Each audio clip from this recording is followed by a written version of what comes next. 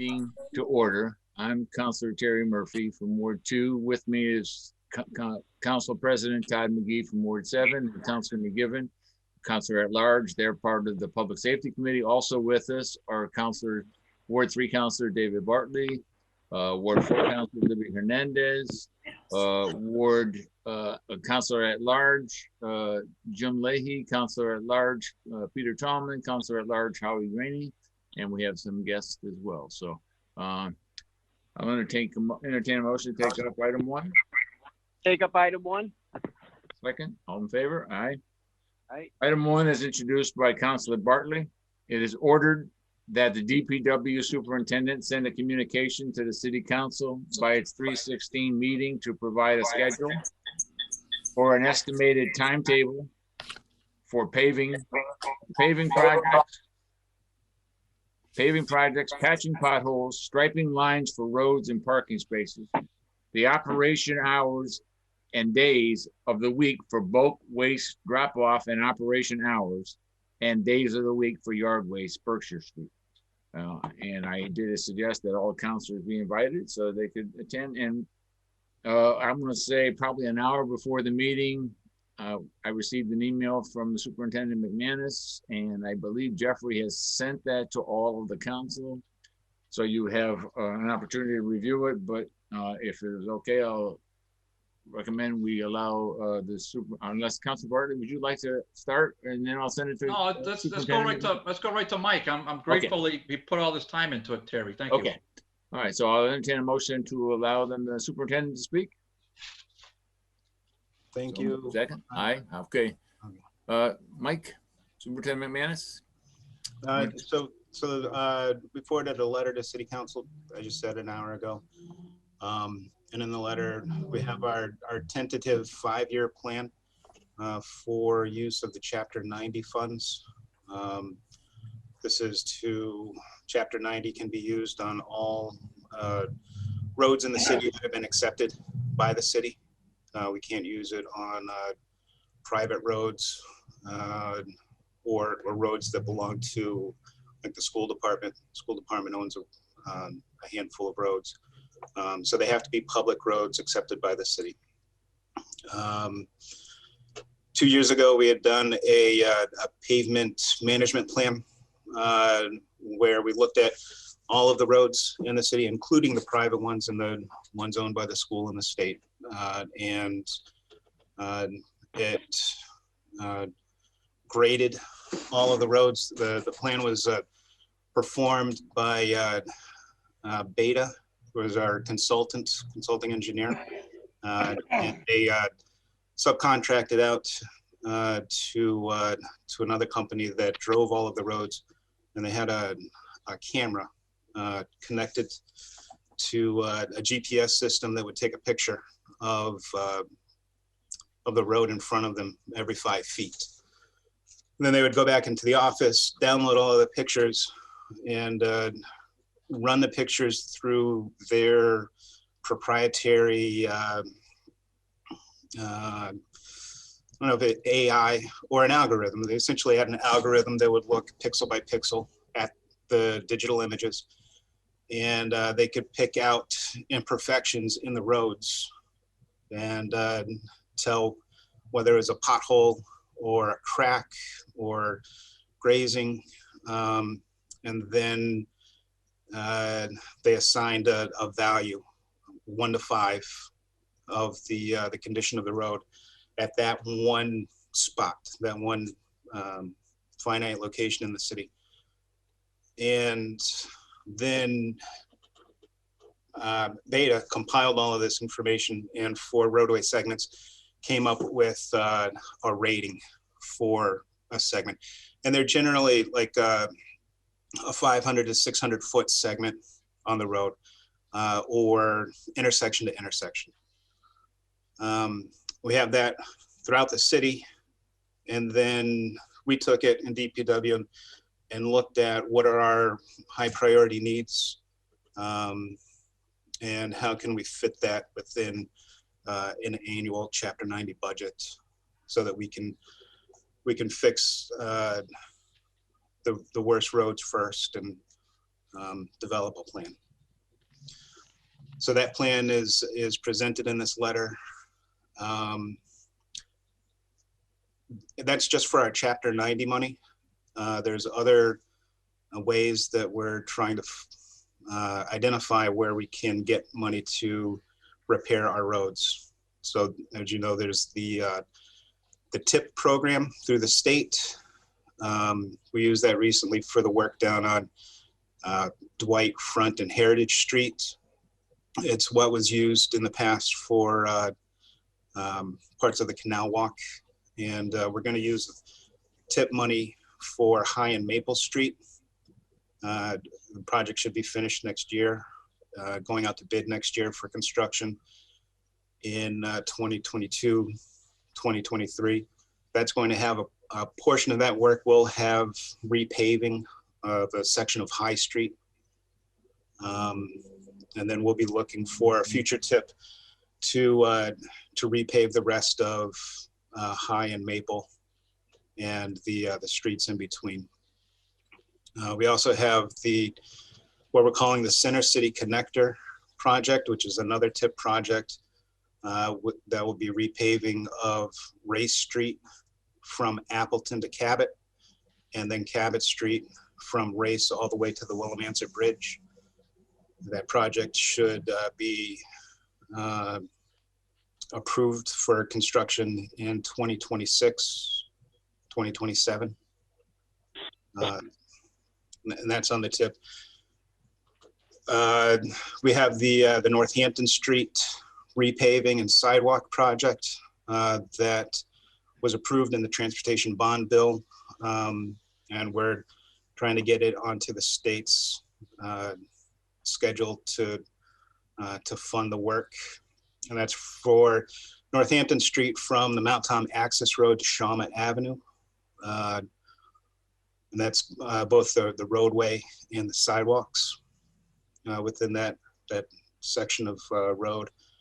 The state's also announced a program that they're developing to fund rehabilitation of numbered routes within the state.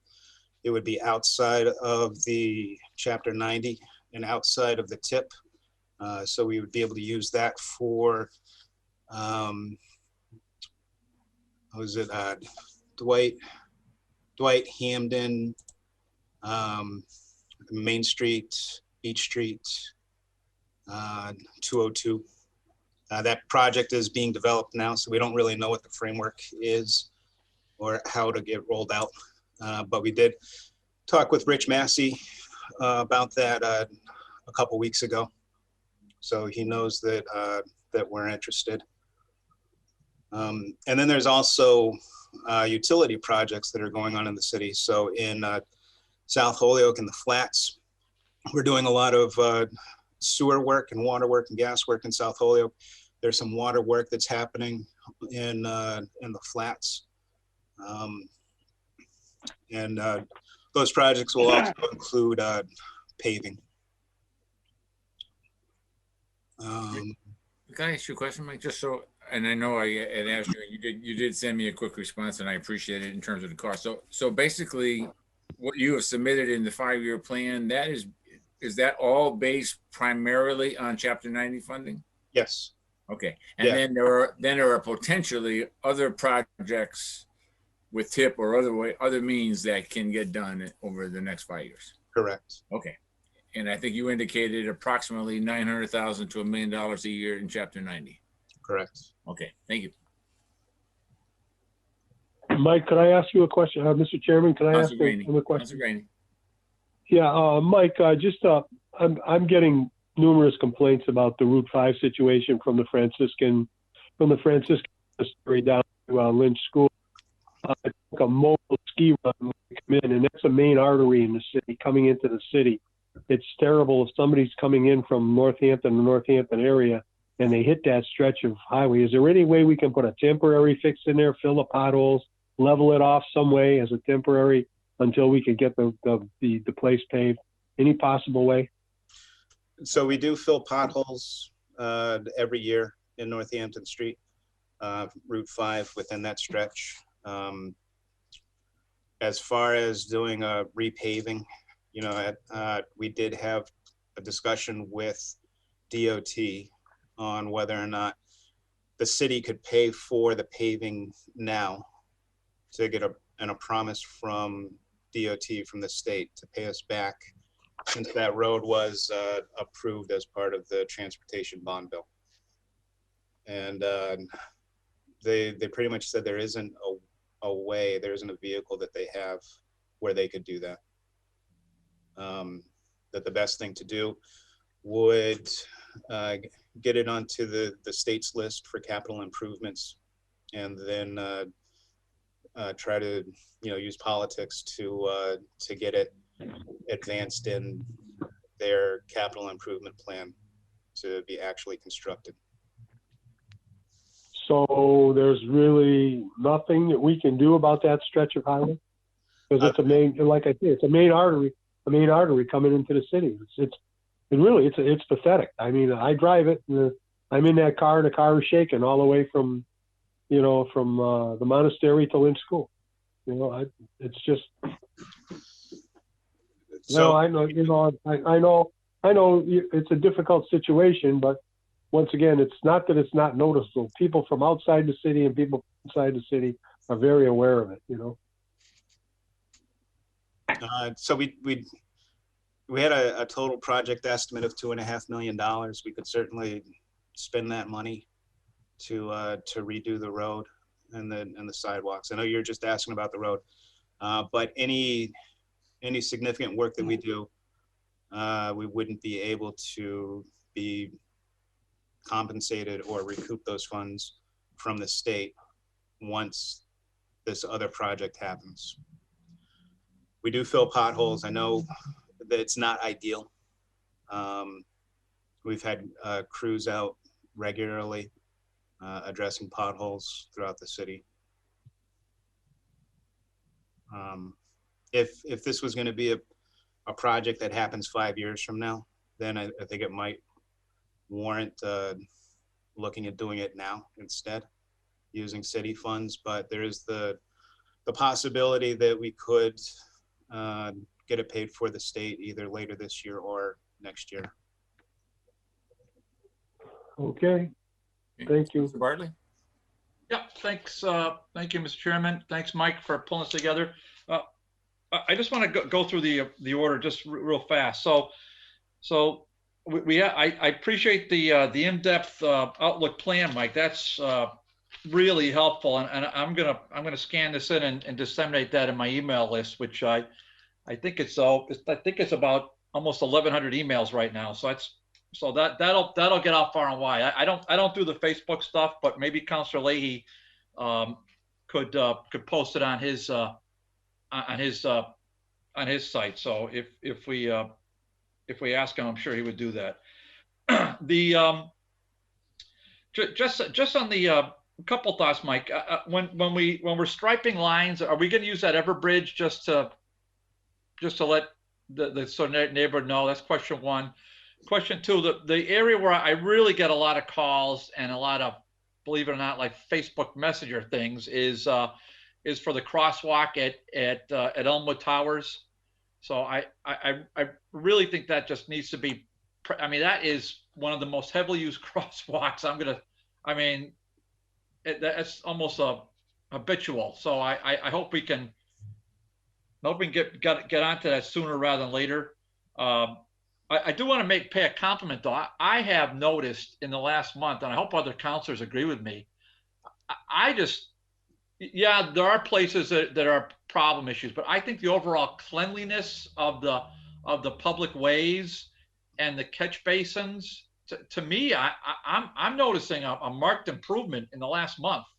So I don't know what if we got the sweepers out there more regular, but I'm kind of going around, and today I got blocked off on my way to get my mail, so I had to do a big loop all the way around Homestead and all the way back down to Main Street and came back up Jackson. And Mike, I think it looks pretty good. And I'm not the only person saying that, but so I want you to hear it from me directly though. I'm thinking that a compliment should be paid, and that's my compliment. So I want to hear about the Everbridge, I want to hear about the striping. I appreciate the stuff about the potholes. And so maybe you could just give me a little indication of where that stands, please. So with the striping, we need to go back out to bid for that. And what I'm referring to is the long lines. Those are your dashed lines and center lines in the road. That happens overnight when there's not a lot of traffic, because we don't want people driving through wet paint. And historically, we haven't really done any public notification for those, since it does happen overnight. Okay, Mike. For crosswalks, Yeah. and the parking stalls, we could certainly use the Everbridge for those. What we're more accustomed to is going out and putting the the temporary no parking signs along the curb the day before we're set to do the work. And what that does is it kind of allows us to tow if we needed to get a vehicle moved. Whereas if we just relied on Everbridge, I don't know if we would have that, the authority to be able to tow. We could certainly do both. Yeah, that's what I'm looking at. Thank you, Mike. I mean, listen, I'm not your boss. I'm just suggesting it. So, you do what you got to do. But, yeah, I think Councilor Leahy had that order years ago about this, and I always thought it was a good order. And you and I touched base on it about a month ago. We had a couple of phone calls, Mike. So I think it's a good idea, and it's a good use of that service. But I hear what you're saying about some people don't like all the calls. So so that would be that's really it. So then thank you. The last part of your order was about the yard waste. And oh yeah, the hours, yes. Yep. We've got it open most weekends on Saturday and Sunday from 8 to 3:45. We don't have it open this Sunday, but it's regularly Saturday and Sunday. All right. And we're going to start picking up yard waste at the curb starting Monday, April 5th. Okay. I know we've seen bags out there for the last 2 weeks. I know when I came home last night, somebody put yard waste out in front of my house, even though it wasn't me. They didn't ask me, when are you going to pick it up? But next Monday, we're going to start picking up yard waste, curbside. Okay. And then the city barn, what are those hours again, Mike? They are, I think it's 7 to 2:30 with a half-hour lunch sometime around 12. And which days? Tuesdays and Thursdays. All right. Is that working, Mike? Yeah. Is that working well? Yeah, it's working for us. There's still usage. Okay. All right, that's great. That helps. I'll get the word out. All set, Councilor Bartley? All set. Okay, thank you. Councilor Tallman? Yeah, thank you, Mr. Chairman. Mike, thanks for your information on the yard waste especially. But on the paint cans and the hazardous materials, do you have a certain date set for that yet? Yeah, we do.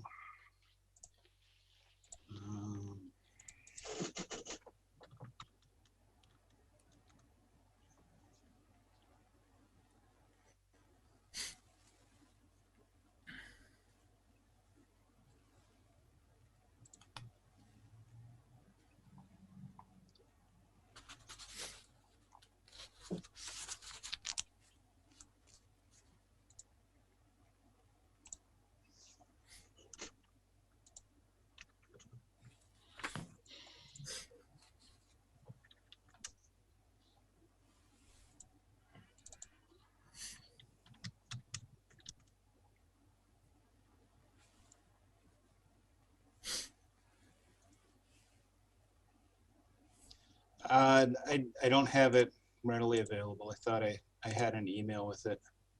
Do you usually do that in the summer or the fall? There's usually a springtime and a summertime. I know we'll have one more this fiscal year and one next fiscal year. Okay. For the And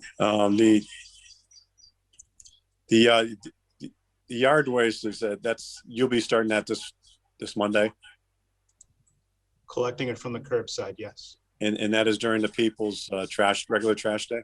Right. Okay. I appreciate that, and thanks for the work that your crew does, because sometimes it goes unnoticed.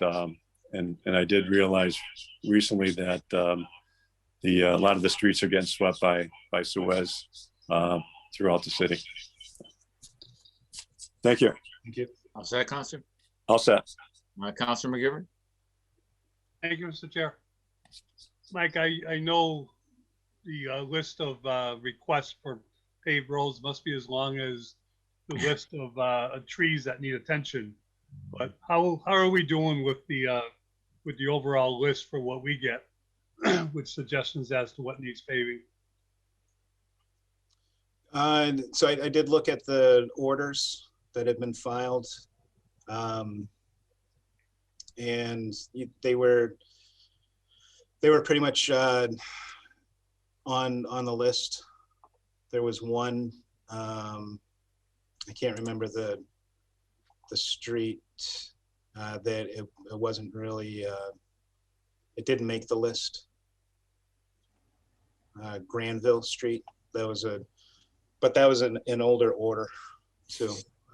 But for the most part, when you guys file an order, it's a street that needs paving. You know, Lennox Road needs to get paving. Whittier Circle needs to be paved. Northampton Street needs to be paved. It's just a matter of trying to fit it within the budget constraints that we have. And with the state projects themselves, you've made it clear about Northampton Street and eventually the downtown Maple and High Street project. Well, Beach Street is on the list from Northampton to where Linden comes out to Beach.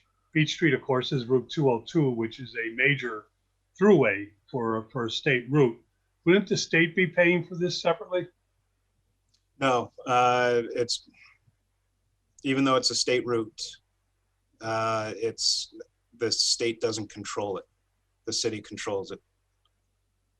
So there's very limited roadways in Holyoke that the state has control over. So they have control over Northampton Street from Mount Tom Access Road to the city line in Northampton. And they're responsible for maintaining that section of Northampton Street. We don't have to worry about it. We don't get any credit for it in our Chapter 90. Beach Street, even though it's a state road, we're responsible for maintaining Beach Street. So we can take down the 202 signs and redirect the traffic? You can't do that. But the agreement that the city has with the state is we're responsible for maintenance of the road. 1980s, the state did a wonderful job on a project on Beach Street from right at the corner of Jackson all the way through the bridge. Mm-hmm. Well, it seems to say different that they were in charge back then. Has something changed, or is it just that's where they take over? I thought that was part of the traffic signal coordination project. It was a complete redo. It did everything. It was a complete redo of Beach Street. They found out that alignment. Yeah, they widened certain some parts. streets were, some blocks were narrower, some blocks were wider.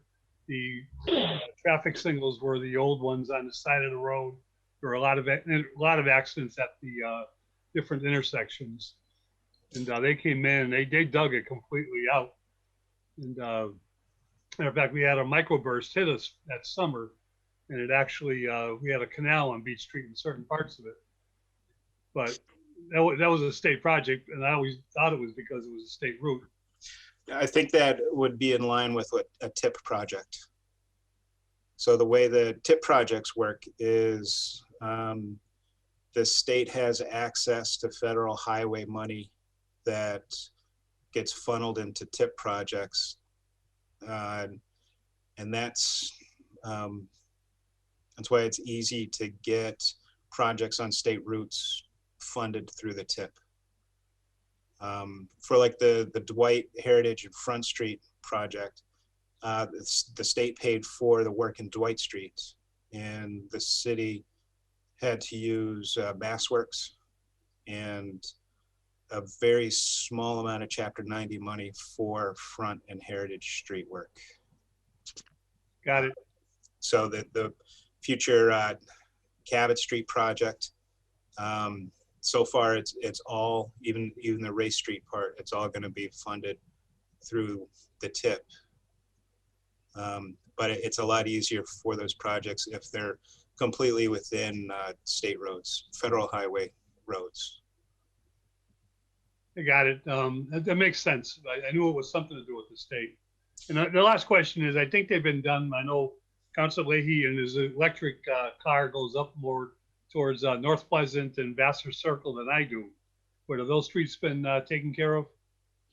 So we've got the River Terrace CSO project that's in preliminary design right now.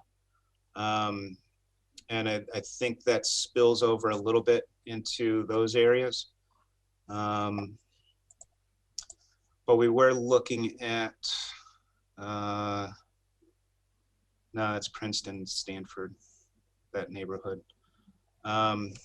So if there's any spillover from the CSO separation project, where, you know, another thing that DPW is looking at is the that American Recovery Act money that the city received from the state. One of the things it says it can be used for is water, wastewater, infrastructure improvements. Got it. So we're almost done with the preliminary design, which is more of a conceptual design.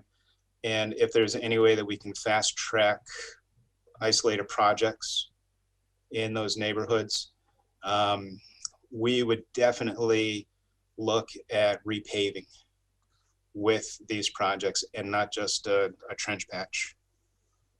Okay, I think it's in need, but I guess it makes sense if you got to do the CSO separation to do it together. The Vassar Circle, some of the houses on Vassar Circle, their frontage is actually on River Terrace, because it's the way it's designed up above. You don't realize that until you go up into Vassar Circle. But thank you. Okay, all set. Okay. Any other Mr. Chairman? questions? No? Okay. Mike, just one, well, two points. And I appreciate the report. And I did get a chance to kind of look it over. So when you're microsurfacing, cape sealing, those are relatively minor improvements or minor problems that you're correcting, versus paving, obviously you're digging up the whole street. Yeah, so the paving is, we're milling off 2 inches of old asphalt and putting 2 inches of new asphalt down. The micro surfacing and a cape seal is kind of like a fondant on a cake, if you will. You know how the fondant is like a hard icing that goes on top. Okay. That's kind of what these are. It's a way to prolong the life of the road surface below. Okay. And obviously I would assume much cheaper. Yes. Okay. And, Yeah. So paving is $20+ a square yard, and the micro is like $5 a square yard. Okay. Like, But you can't. We wouldn't be able to put a micro surface on Northampton Street. okay. It wouldn't work. Okay. And I appreciate, again, I appreciated the report. Councilor Bartley, it's your order, or everything you're okay with what we've done? You're muted, Councilor Barton. Mr. Chairman, I have just a quick thing to say. Go ahead, Howie. Go ahead, Councilor Green. Yeah, Mike, I was angered by something that you said in your report that some great Holyoker put some bags of leaves or something or whatever in front of your house. I just want to let you know, no city official should have to put up with chicken feed like that. So I'm angered by that, and I just want to let you know that that shouldn't happen. Thank you. Okay, thank you, Howie. Yeah, that goes for me too, Mike. Although, I mean, Howie's a lot tougher than me, so you're better off having him get you off your back. It was my wife. Oh, there you go. Oh, There you go, Howie. yeah. See, now you got me all bent out of shape, Mike, and here I am. Now. So, Councilor Bartley, if we entertain a motion that it's been complied with, you. Yeah, I think this is great public information, and hopefully, Mr. Chairman, we'll do this kind of annually. Be my thinking, but Okay. thank you. All right, Make a motion, Councilor the order has been complied with. Okay, motion is made. Second. Seconded that the order has been complied with. All in favor? Aye. Opposed? Aye. Okay. Thank you, Mike. I'll entertain a motion to take up item 2. Go to item 2. Second, all in favor? Aye. Introduced by Councilor Bartley again, order that the DPW and/or ROCA coordinate cleanup behind Fitzpatrick Ice Rink. In coordination with former Councilor Dan Bresnahan, the rink's manager is offering to help as I received the following email. This is quote, "Once the snow is gone, we will be cleaning up the trash as best we can near the rink. If the city can clean up the top of the hill, that would be great. So, Mike, I don't know if you've had any kind, or Council Bartley, let me start with you with your order. Yeah, I appreciate it, Mr. Chairman. And so on March 17th, St. Patrick's Day, we weren't drinking Green Beer. There was a great crew from Sheriff Cochise department to have 3 or 4 of the COs came over, and then about 5 to 8 of the inmates came over as well, and to a man they worked very hard. You had the Bill Buck from the Fitzpatrick rink, his assistant Spencer, myself. I was there for 3 hours. We pulled a lot of materials out of there and really turned what was a total eyesore into something a lot more passable for people that walk around there. So it was a really great event. So I won't say, yeah, it was just terrific. And so that being said, we Mike was instrumental in getting the bulk waste picked up by, and there was, awful things. So, but really large things are just dumped over the side of that hill from South Elm Street. And so what's happening is that trucks are backing up. This is just so everybody can be oriented. This is right at the fence line of Alumni Stadium, and where the walkway traverses to the basketball courts and behind the Fitzpatrick rink and down to the pool. And in that area, it was just really horrific. So what I'm hoping Mr. McManus can advise us of is a couple things tonight. One is that we can maybe get ROCA over there to sort of take out the really thick brush that it really needs to be thinned out quite a bit in that whole slope. ROCA did something similar on Resnick Boulevard last year, and I mean, where literally, as Mr. McManus advised me, literally homeless people were sheltering in there. It was, the brush was so thick. This is Resnick Boulevard. How many cars go by there on a daily basis? Thousands, and they're sheltering there. So we want to clean out what we can behind, and not take down the trees, but take down the brush. Secondly, Mr. Chairman, what we want to do is fix it. We get the money to fix the fence and tighten the fence all the way from Parento Drive to the corner where South Elm kind of bumps into the fence, and you have to take the left on Parkview Terrace. I know all of us here know that area pretty well.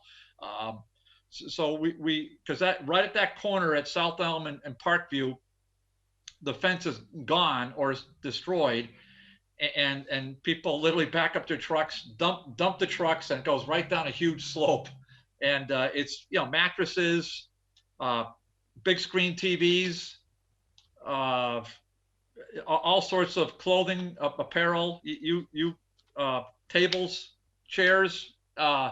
It's really quite a scene. So that's what it looked like. Now it's definitely 90% better. And but I want to see what we can do to get to 100%. And with Mike's input and Roka's input, I think we can get there. So that's my speech. Thank you.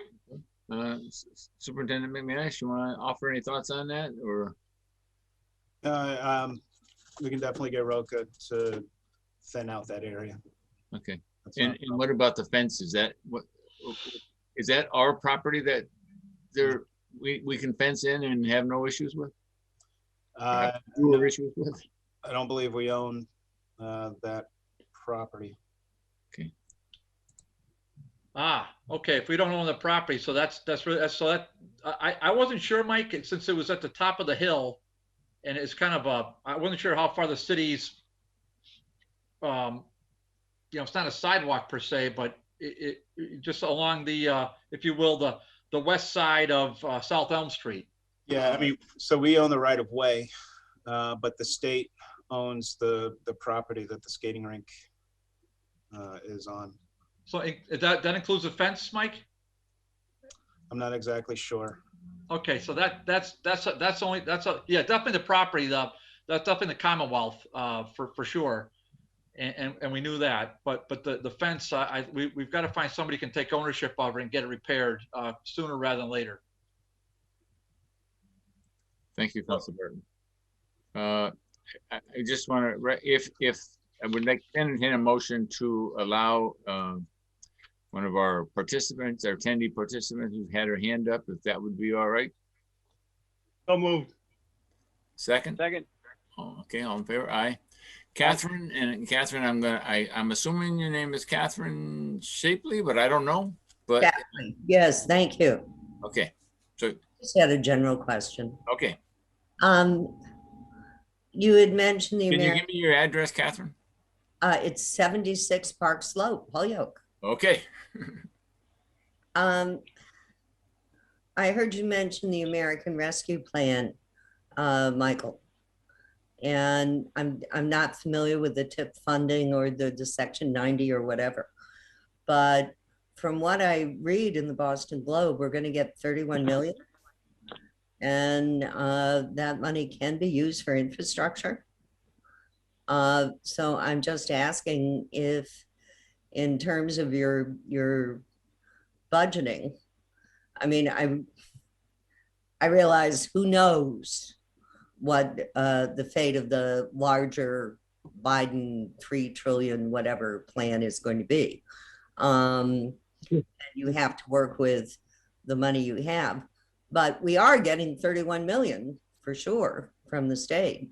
Has any thought been given to what part of that is going for infrastructure and how you're apportioning the money that you have right now? Is it only for wastewater? Can you use it for roads? What's the story? Thank you. Thank you, Fran. Mike, you want to answer any of that? And then I'll or Yeah. Todd? Todd? Yeah. Councilman McGee, would you? Yep. Okay. So in essence, if you want, I can go. Yep. Tanya, our auditor, has asked in an email, and there'll be a communication to the full council, that there are certain guidelines as to how that money can be used. So she is suggesting that a small committee be established to allow people to vet where the monies will go, the 31 million, and where it can be allocated towards. So that'll be a communication that comes in on April 6th to the full council, and it'll be up to the, if that's the way they want to go forward as to how to start vetting the process for the funds when they come in. Okay. Okay, Catherine, so we'll be receiving that communication and we're more than likely setting up some kind of mechanism. Also, the item on my agenda on item 5 unfortunately, it came to public safety, but it should have gone to public service. So we're going to end up having to refer it out of here to public service because it's not tipped really in my jacket tonight. But we will, and we are planning, and we just got the information, obviously. So we will be planning and trying to figure out how do we make the maximum positive impact for the community as a whole, and make sure we deal with anything, obviously the criteria that are required to spend those funds. So. Oh, okay. Well, thank you. Excuse me. Then there are, I think, a large number of people sitting on the Zoom call. We'd like to know, please, then, before we continue on, probably asking you silly questions. Are you going to take up the issue of 11 Yale or no? It's always great to listen, to our public servants, and believe me, we appreciate how hard you work and how difficult it is. Really, we do. But some of us would like to go and have dinner if you're not taking up our issue. Yeah, no, we do. That is in the ordinance committee, and this is public safety. So I cannot take it out of ordinance committee. So. Okay, well, listen. If I may, Councilor Murphy, just to give them clarification. Thank you. It's not on tonight's agenda because, and we did receive the emails today as they came in this afternoon on the issue you're referring to. The real issue is this is a meeting for public safety. We'll discuss whatever's on the agenda for this. There will be a meeting April 6th, if I have that right. It's the first Tuesday of April, of which that is where we can do public comment to allow you to address that issue, because there will be stuff that's filed on the full city council agenda to ask for that. There is, as Councilor Murphy did point out, there is a item in ordinance. So if ordinance was on tonight and they're taking that issue up, you could ask for public comment at that time as well, just for clarification. Okay, I'm sorry. Please excuse me. I'm a computer idiot. You mean there is something going on tonight? No, it won't be tonight. It'll be April 6th at the full city council meeting. And if ordinance were taken up, as an example, something, and it was on ordinance tonight, you could talk, but there's no ordinance meeting tonight. It's just public safety. I see. Sorry, okay. It was a bad example through the phone. Sorry. I would. No, thank you. Listen, thank you. Thank you very much. Okay. And I would expect, Catherine, that much of the communications we're receiving on that will get referred to the ordinance committee, and we will encourage to have a meeting. So that would be my thought. Oh, I do hope so. Okay. I hope everybody comes. Okay, listen, thank you very, very much, you guys. Thank you. You're welcome. Have a good night. Okay. Good night. So, Councilor Bartley, on your order, did I have anyone else that wanted? I didn't think so. I think we're good. I know we're trying to figure out the fencing, but other than that, it seems like. I think this is a really good discussion. So thank you for that. I appreciate all Mike's work to help us out with the cleanup. It was a real team effort. I want to get the fencing. But Mike, is it unreasonable to ask us for you to send us a communication relative to this question by next week? Sure. I mean, I'll reach out to Bill Buck as well but he's a vendor for the ice rink. It's not really his area. Yeah, I can try to get to communication for the next city council meeting. Yeah, just figure out who's got ownership of the fence, so maybe we can get that tightened up. It's really important. Okay, I'll entertain a motion that the order has been complied with. Yep. Motion that's been complied with. Second. Second. Okay. All in favor? Aye. Aye. Opposed? Thank you. Entertain a motion to take up item 3. Go to item 3. Second. All in favor? Aye. Order introduced by Councilor McGee, order that the DPW report before the Public Safety Committee to address the City Council chamber back room area, mainly addressing upgrades and fixing the odors associated with the area. And Mike, Councilor McGee, would you want to start, or should I send it to the superintendent? Well, Councilor McGee. I'll wait for the update. I know I brought this up in a full City Council meeting where Mike Sullivan came in and volunteered 4 of his hours, at his own time, and went there for 4 hours and did a full assessment and review of everything. Reported back on it. I told the council that's what was going on. So I'll just listen to see if Mike has any follow-up from when Mike Sullivan was there.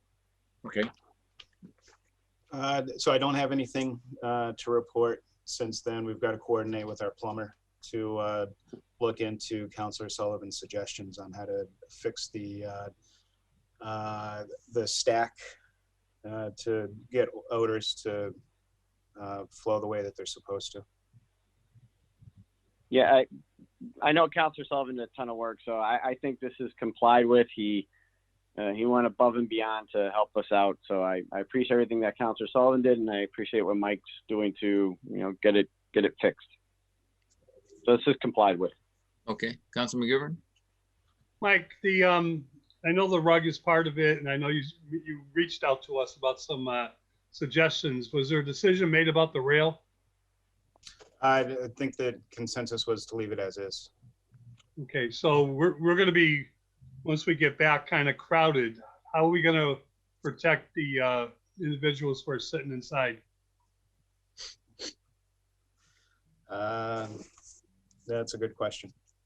And how are we going to protect this, from the people outside the rail? And please don't read into that. COVID speaking strictly. Right. I don't have an answer for you. We got to figure something out. If I may, Councilor McGee.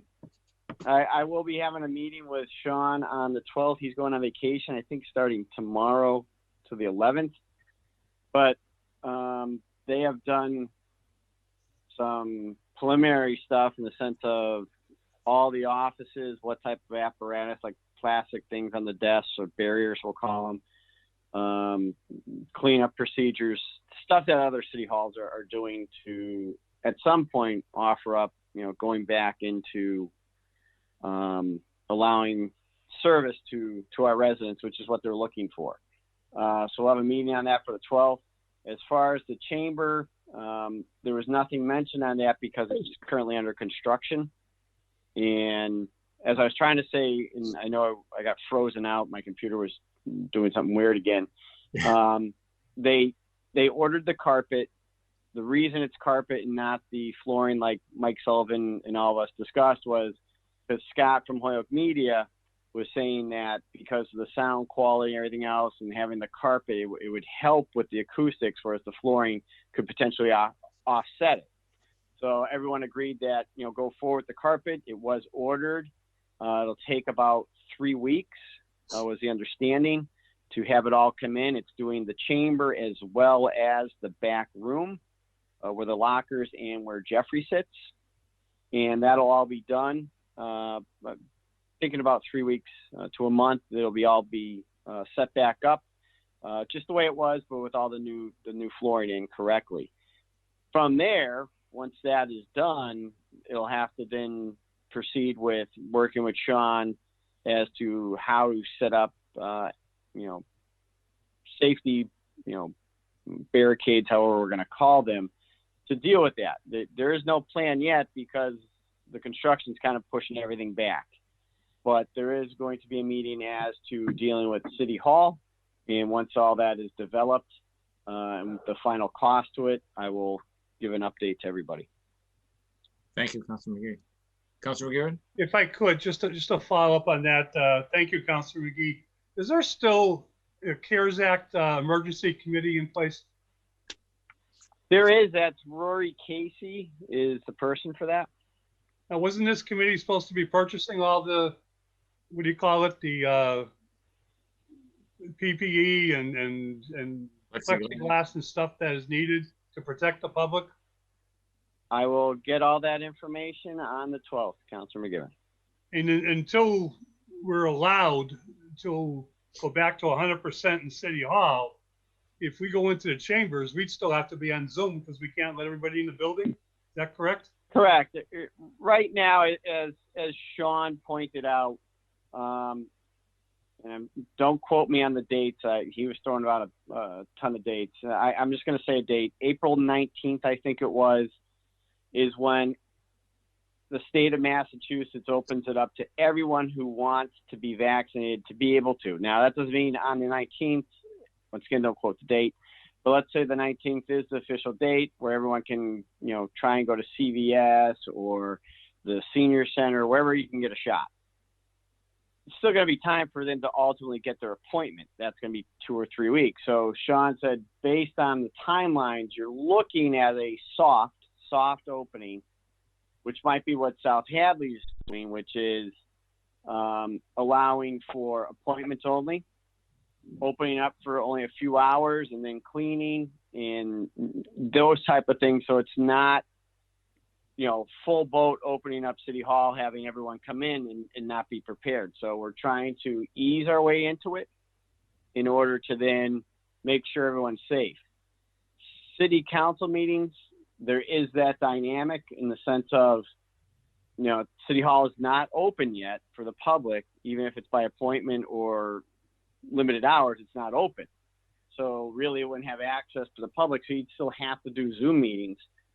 Once again, because of the construction of the chamber and trying to then ultimately set it up for when you can open it, that's still, that we're still not there yet. And you are right, Councilor McGee. I got a text while you were talking. April 19th is when everybody, all 16 and over, is eligible for vaccination. I told you there are a lot of dates, but that is a good guess on my part. You were right on top of it. Councilor McGee, anything else? We're hoping maybe for August. Yeah, I will. Once again, like I said, I'm going to be handing it off to someone who's going to be there full time. My thing was to start the discussion because, unfortunately, there is no plan right now. I'm leading the charge to put the plan in place. I don't think 13 city councilors have a laptop to do Zoom in the chambers. True. I don't disagree. We're not even close. He always wanted us to get a laptop, but maybe he had some vision to all this. Yeah, I'm starting to get a plan in place because we didn't really have a plan from what I was told as of yet. Not saying they haven't really not talked about it. There's nothing that has been formalized. Hopefully I'm saying it right. I don't want to get anyone in trouble. I'm just trying to get you the information as I know it. Thank you. Mr. Chairman? Councilor Graney? Yeah, how about the meeting? Up a Zoom situation where we sit in the council chambers and it's broadcast. You're breaking up, Councilor Graney. I didn't get that. Try that again. Could the Holyoke media set up a situation in the city council chambers where we all meet in the city council chambers and they could still broadcast it over channel 15 so the public could see it? In other words, why would we need to be, could Zoom work with Holyoke media so that we could actually film the full, the meeting, city council meeting, and it would be broadcast and we'd be in the room to communicate? In the city council chambers. Yeah. We have to allow the public in is the issue. It's not us. It's always been allowing the public in. Right. A meeting has to be allowed in. That's why we do it Zoom, because we can allow people in. Right. Well, they could use, could Holyoke media hook up that city council meeting so with Zoom and the media so that the public could participate?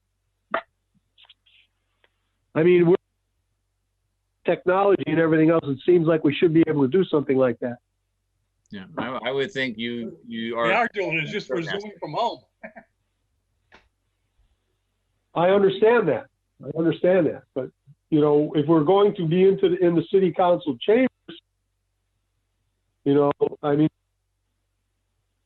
but I could mean, it be broad? Well, how, Howie, you're breaking up. yeah, how we could broadcast the full city council meeting in that.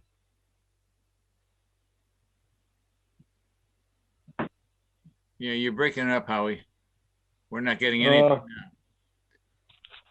I don't disagree that we could, if I could, Howie, I mean, I think let's get the council chambers in better shape once we know that's shit, and then we work with Sean and make sure that we're taking all the health protocols that we need to. But I agree with you. I think Holyoke Media we could broadcast. What if once we know we're safe, once we know we can do this and everybody's going to be comfortable with it, potentially we could broadcast and broadcast on Zoom. And still have those connections. Now, I'm not sure how we would, I guess we would have to have a Zoom loud broadcast for the entire council. I don't know how that would work. Yeah, well, that's the gist of what I was trying to. Okay. But if we can't let the public in, we gain nothing. Well, that's what I'm saying. They would be let in by the Zoom. But that's what we're doing now. I know, but we're a little bit safer than sitting next to each other.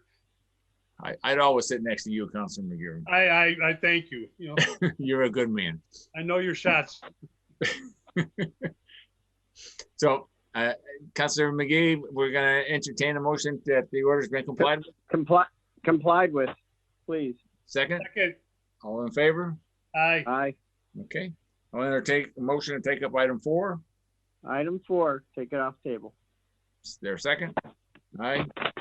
Okay. Item 4 is a petition. Item 4 is a petition from the League of Women Voters asking the council to pass a resolution in opposition to the Palmer Biomass Power Plant in Springfield. And the person that signed the petition is with us, Sharon Farmer. Thank you for joining us. Hi, thank you for inviting me to filing the petition. So I'm going to do 2 things here. I'm going to let you, since it's a petition you filed, I'm going to let you offer your thoughts, and then I'll open it up. And I also have a letter from Sean Gonzalez, our Board of Health Director, that I'll read when we're all set. Ms. Farmer? Okay, yes. So I believe I sent you a possible wording for a resolution, and you also received a letter from 4 scientists concerning the use of biomass, and a letter from the Greater Boston Area Physicians for Social Responsibility. So there are 3 issues with biomass. Up until December, the state of Massachusetts had very good rules saying that basically biomass did not qualify as a form of renewable energy. And the Baker administration asked the DOER to rewrite the rules, which they did. So now biomass energy plants qualify for huge amounts of state subsidies in order to go into business.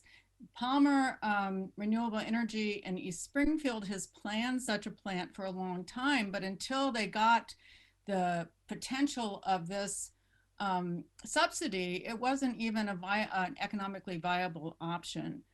There are 3 reasons why this is not a good idea. First of all, it's a form of false science to say that biomass is a form of renewable energy. It's renewable only if you take into consideration 100 years in which a tree that has been burned is able to regrow and thus reabsorb the carbon that was released into the atmosphere. In the meantime, in the short term, burning wood is worse for the environment than burning, say, natural gas. So it's a terrible option. We don't have 100 years to sit around and reabsorb that carbon. We've got about 20 years to deal with climate change.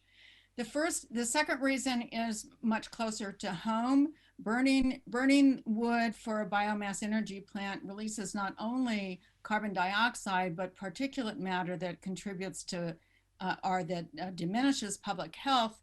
And this is particularly important in our region where the first biomass plant in Massachusetts would be located, because first of all, Springfield is the asthma capital of the entire United States, and Holyoke has a higher rate of childhood asthma than does Springfield. So this is not something that we want to, we don't want to see this particulate matter moving up and down the Connecticut River Valley into Holyoke.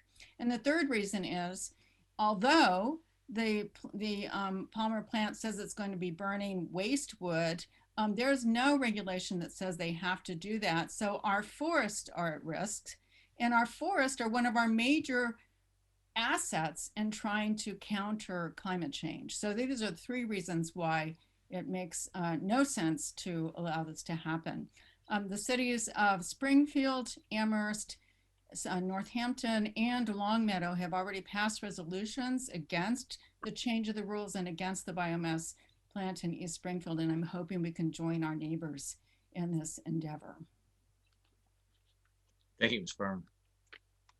So if I can, before we go into any, I'm going to read a letter from our health director, Sean Gonzalez, who could not be here. And I guess Councilor McGee, he had told you that. So I just got the email, and that I'm going to read the entire and put it into the record so that we're all understanding what the Board of Health's opinion is. So the opinion of the Holyoke Board of Health regarding the Palmer Biomass Project is that it could create an unacceptable increase in air toxics without providing any significant benefits to those in Holyoke most impacted by the changes in air quality.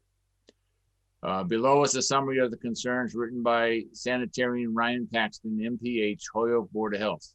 And this is a quote from his report. This power plant would be built approximately 6 miles from the Holyoke line. The primary pollution generated by biomass burning is particulate matter. PM 2.5 and PM 10 are the typical measurements. They each refer to the size of the particles in microns. PM 2.5 is the most harmful type of particulate matter, as they are small enough to penetrate the furthest into the lungs and ultimately the bloodstream. PM 2.5 levels are linked to the incidence of general mortality, heart disease, pediatric asthma, and many other cardiovascular disease-related outcomes. PM 10 can travel up to 30 miles or as little as a few hundred feet, while PM 2.5 may travel up to several hundred miles. This means PM 2.5 and PM 10 will impact Holyoke's air quality to some degree. The greater Springfield area, which includes Holyoke, Chicopee, Springfield, West Springfield, East Longmeadow, etc., currently has the worst or one of the worst incidence rates of pediatric asthma in the United States. This is an issue that both the Public Safety Committee and the Board of Health are aware of, and something we have recently moved to work in a regional stakeholder group. It would be contradictory for the city of Holyoke to create a concerted effort to monitor particulate matter in response to asthma, while also supporting construction of a facility that will produce a significant amount of particulate matter. It is my opinion, as the environmental health professional with a strong background in environmental risk assessment and toxicology, that the potential hazards outweigh the potential benefits of this facility. In terms of balancing the equities, consideration has been given to the benefits of the proposed power plant. Biomass, however, produces less electricity than coal does per material. It also requires nearly constant delivery of wood and other biomass to burn, which in turn generates a significant amounts of diesel trucking operations in a concentrated area. Vehicles release volatile organic chemicals, sulfur dioxide, carbon dioxide, various metal oxides, and a significant amount of particulate matter. And then he provided a brief summary of the facts regarding this plant. Biomass plant requires near constant diesel trucking to deliver biomass. Biomass generates less electricity per material than coal. PM 2.5 and PM 10 would be generated in large quantities by the plant and have the ability to travel hundreds of miles. PM 2.5 contributes to mortality, asthma, COPD, and many cardiovascular diseases. Greater Springfield, including Holyoke, already has the worst pediatric asthma incidence rates in the United States. air quality in Western Massachusetts is already poor, and we are concentrating efforts to improve that situation, including measuring PM 2.5. Large biomass plants like this are not as efficient as smaller biomass plants commonly associated with hospitals and universities. The Palmer Biomass Project provides minimal benefits to Holyoke while impacting the air quality of a significant large area. And this is submitted by Sean Gonzalez on behalf of the Board of Health. I'll just start. I've been working on asthma, and the Public Safety Committee has been taking up trying to work first of all with Holyoke Health Center, with Sean Gonzalez from the Board of Health. We've been working with some environmental groups that have come in and are going to try to provide some research and some ability to start working in Holyoke apartments to try to deal with asthma. We've also worked with the school department trying to figure out how we can avoid having kids miss so much school because of asthma.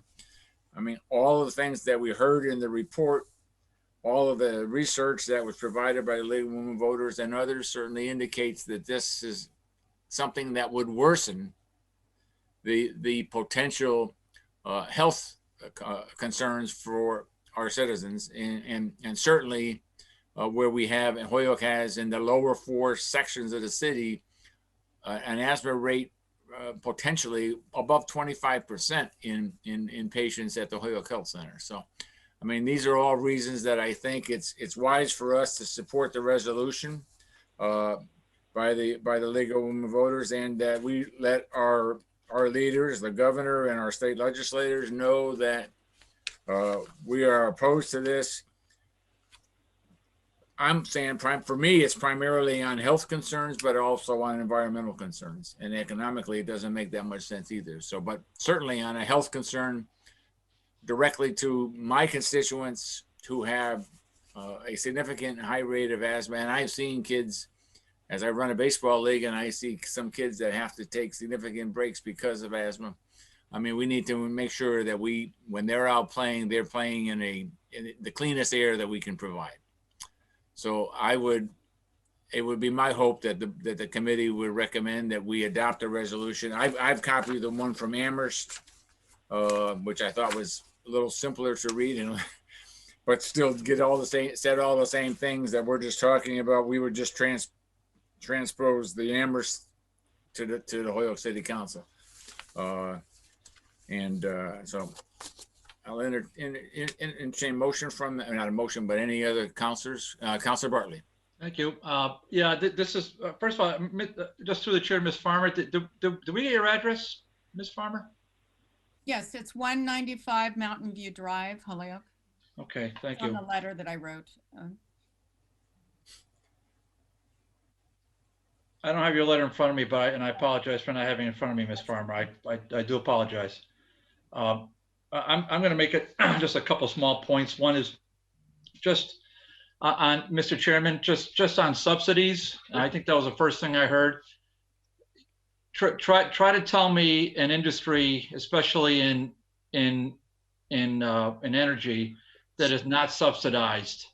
Try to tell me one that has no subsidy whatsoever. So I mean, look at the wind power off the coast that is subsidized to the hilt, and so to say that a utility can't go forward without a subsidy is like saying we can't go forward without air. I mean, as human beings, I mean, utilities. I mean, so many industries need a subsidy. If Palmer Paving, as this thing needs a subsidy, that they're in line with everybody else. So to say that that's a valid argument, I don't accept that. The asthma rates, no doubt, but what one thing that in my research about this, which it's not extensive, I'm just gonna say what it is, but the alternatives is to have it burn through a highly regulated process to create energy, or to have wood chips just land on the ground and dissolve and become methane and go into the air and then breathe that stuff, which I'm going to suggest to you, methane gas is a lot worse than CO. CO2 or CO, so CO2. So, I mean, and then if we're going to, you know, we did this a month ago. So we have to, you know, I love this. We have resolutions in this body, Mr. Chairman. They're one-sided, and we never hear from the other side. So now we're going to say again that we're going to propose a resolution. You know, it'll probably pass. It won't pass with my vote that I'm lucky enough to have as a Ward 3 counselor. You know, if we're gonna get away from, you know, we want to get away from gasoline and cars. We want to get away from natural gas. We're having trouble with wind. We couldn't get wind power up on the mountain. So, I mean, nuclear power, Mr. Chairman, we can't get anybody to agree to nuclear power. So, at some point, somebody's going to have to come in and to meet in the middle. And I don't want to be on a resolution, which, by the way, we all know, Mr. Chairman, has the legal validity of a speck of a wood chip. It has the legal validity of one single wood chip, which means next to nothing. So, you know, look, if you want to feel good, if you want to target, you know, like they're a corporate company. I mean, corporate America, I get it. You know, I'm not a corporate guy. I have no stake in that company, and I could care less about it. It's not a job creator for the city of Holyoke. As far as I know, although they are going to create jobs, and maybe Holyoke residents would get jobs over there. I don't know that to be true, but let's just assume it's not going to be a taxpayer for the city of Holyoke. I, for one, as much as I sympathize and empathize with everything the chairman said and everything what our guest said, and I respect you both immensely, I want you to know that.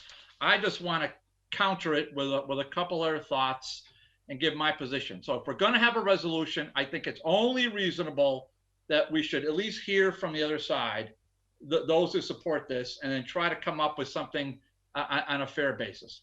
Thank you. Thank you, Councilor Bartley. Councilor McGee, Councilor McGivern. Yeah, if I may. Yeah, so a constituent asked that we file this, so I filed this on behalf of the constituent, of which we reached out to Ms. Farmer to allow her to come in and tell us what was going on. I understand Councilor Bartley's position of getting the other side, and I'm all in favor of doing that. But here, it's not designed to beat up on anyone or do anything. It's asking the constituents to come in and give us the information for the resolution that they have filed for us. And there are some valid points as to the concerns that what the company could do or some of the harmful effects that it could cause. If we want to get company representatives in here to give their point, we can do that. But for me, I'm allowing, you know, we're asking the constituent to come in who requested this. We're hearing the point of view, and that's what we're doing. We're vetting the petition as to the person who is filing it. So I thank Ms. Farmer for coming in and getting us this information. If others want more information from the other side, we can do that. But to the point that Councilor Murphy did point out, we have been vetting this in public safety and trying to address a lot of the problems, especially asthma. And we're kind of building up a momentum as to seeing which people we can partner with to help the kids that have asthma and make their life better, because we see the data. We see it in the committee meetings as to what is going on. And we're trying to provide for them a better environment.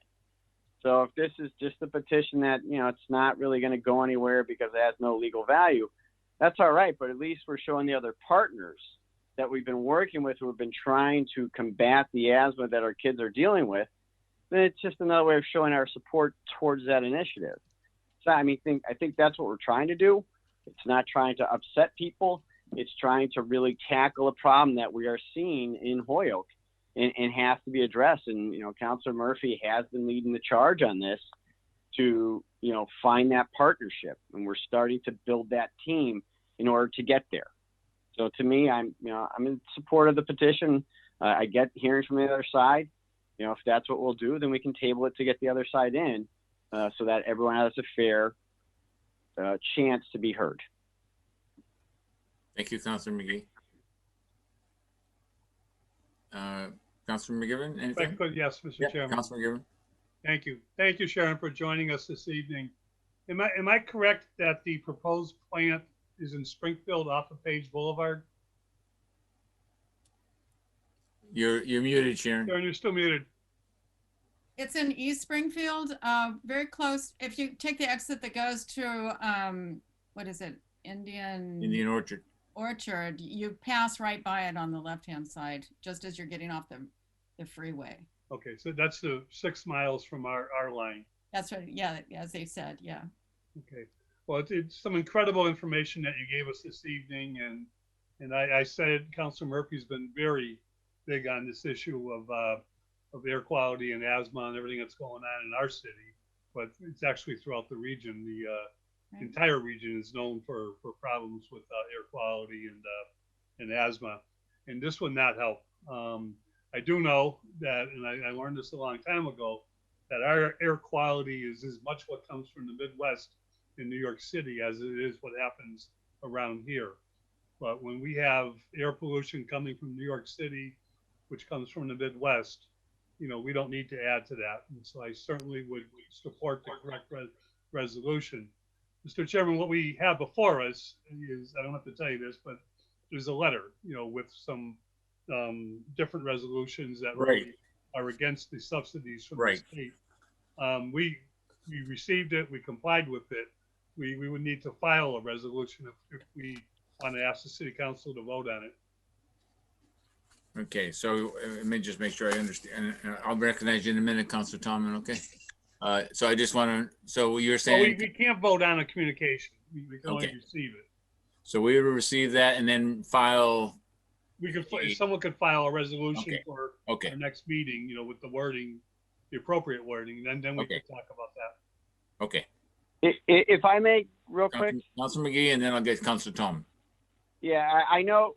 I was the one that received the emails from Ms. Farmer, and I said, you know, I see the Amherst and the Springfield one. Can we have one in Holyoke language? And she sent that off to the clerk, and that's what that was received that way. And I agree with Councilor McGivern. It had to come into order form.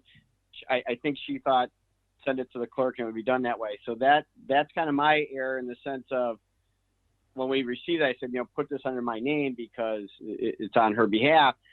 But what I'll do is I'll file it for April 6th. Okay. And have a full order on there for the petition. And I do believe she's already drafted it in a Holyoke version, if I'm correct. So is Holyoke language different than the rest of the world? Well, no, we have much better grammar. Amherst, instead of Amherst or Springfield, it says Holyoke, whereas Holyoke instead of whereas Amherst. That's what I mean. You have to change the names of the state representative and senator as well, since the other cities have different state representatives. Todd, if you can sign my name to what you're putting in tomorrow, I'd appreciate it. Okay. Councilor Tomlin. Yeah, thank you, Chairman Murphy.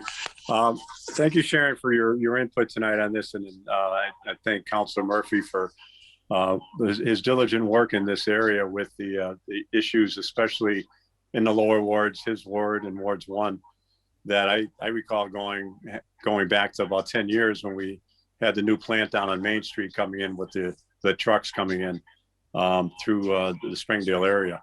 That was brought up with, I believe, Councilor Lopez. So I think it's important for us to stand up with the other communities.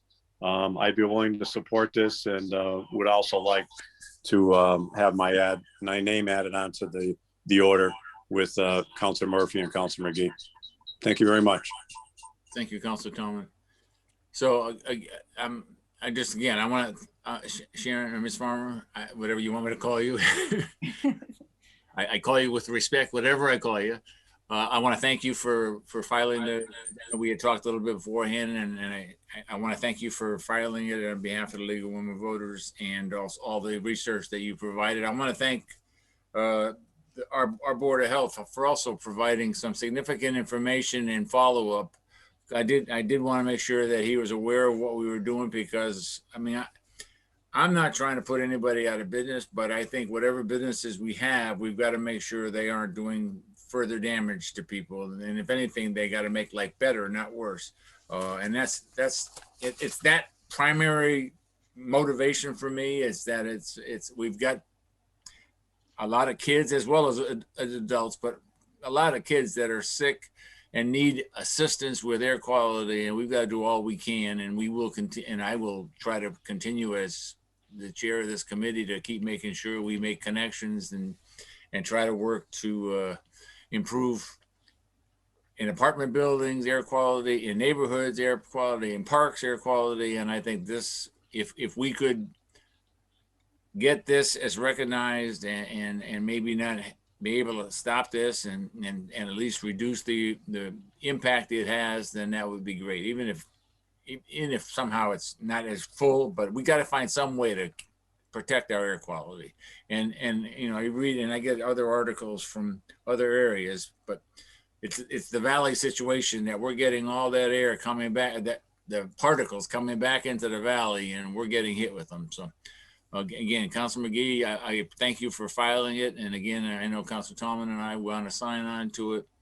And Ms. Farmer, again, I thank you for following up. I know you had contacted me pretty much right after you, and I know you watched or listened to the last public safety meeting when we were talking about some work to be done in apartment buildings and trying to improve air quality. So I want to thank you for your time and your efforts.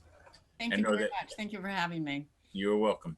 So I'll entertain a motion. The order has been the letter has been complied with, and then with the expectation that we'll have an actual resolution in front of us on Tuesday night. So moved. All right, so order that's been complied with a follow-up order for Tuesday. Okay. Second. All in favor? Aye. Aye. Opposed? And item 5. Sure, I'm getting a little bit of deja vu here. I'm just glad we're not talking about Herkel. I even remember that name. So the last item on the agenda was item 5. Go to item 5. Okay. All in favor? Aye. Order was introduced by Councilor Lisi. Ordered that the City Council develop a public process by which councilors can submit recommendations for how $29 million in COVID stimulus funding will be spent locally. And it was mistakenly put in the public safety jacket, so I put it on the agenda, but it's my understanding that it really should have been in the public service jacket. And so I'm going to just make a motion. We refer it back to the full council to go to public service where it belongs. All right, motion to send to public service. Under discussion? Second. Yes, Councilman McGee. Sorry. Under discussion, you know, I when we first received this, I thought it was a follow-up on the CARES Act and money that we don't vote on. But my understanding is that this money needs to be appropriated and put into the budget itself. It could replace stuff that we have had issues with because of COVID. It could do new things, you know, related to COVID, but it's monies that need to be appropriated. So is there a reason for public service? I think the goal, as I understood it, and I don't want to speak for the council that filed it, but as I understood it, it was to develop a process, and which is called the budget. Huh? Which is called the budget. I don't think the council who filed the order is looking to look at it as a budget as much as to try to get more community input. But that's, I don't want to speak for her. But I did get an email, Jeffrey, correct me if I'm wrong, it was probably Friday when we first sent it out saying that, wait a minute, that should be in, and you did find it was, if I can let our administrative assistant talk, it was in public service, right? Yes, so the hard copy that I got said public safety. I put in the minutes public safety, you know, for my part as well. But Council Lisi brought it to my attention that it should have been in public service, and I went back to the video, and public service was the committee that the council did refer it to. So it was a mistake. It was a clerical mistake, not a mistake of the council. It was the intent of Councilor Lisi to have it go to public service, and that's where you did actually refer it to.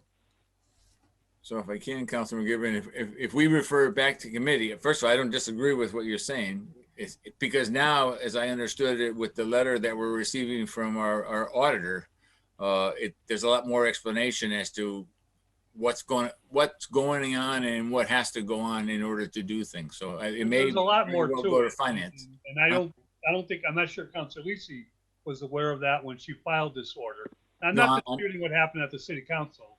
We referred it to public service with some explanation. But I learned more about it from the auditor after our meeting. And that's why I'm questioning, you know, I mean, we're I don't know, what are we doing? We sending this back to the To the city full council. We're sending it back to the full council. Right. No, are we referring it over to public service? And then when we get the update from Tanya, we can always do something in public service or comply with in public service and move on the way we should. But I think for an order purpose, it was supposed to go to public service. We're just trying to kick it back over there if I hear everything correctly. Okay, so we don't really need to send it back to the full council? No, it's just referred to public service. Okay. Where it should have gone originally. Okay, I'll entertain that motion. To refer to public service where it was originally supposed to go. Okay, Councilman McGivern, you all set with that, or? I said my piece. Second, all in favor? Aye. Aye, opposed? No. 2-1, okay. Sure, make controversy. So I'm gonna Learned that from my good Ward 3 alderman. There you go. Taught me well. Hey, thank you all, and appreciate you. Motion to adjourn. Second. Good night, everybody. Have a good day. Happy Easter, everybody. Happy Happy Easter. Easter. Thank you all. Have a good night. See you tomorrow, Bye. Joe.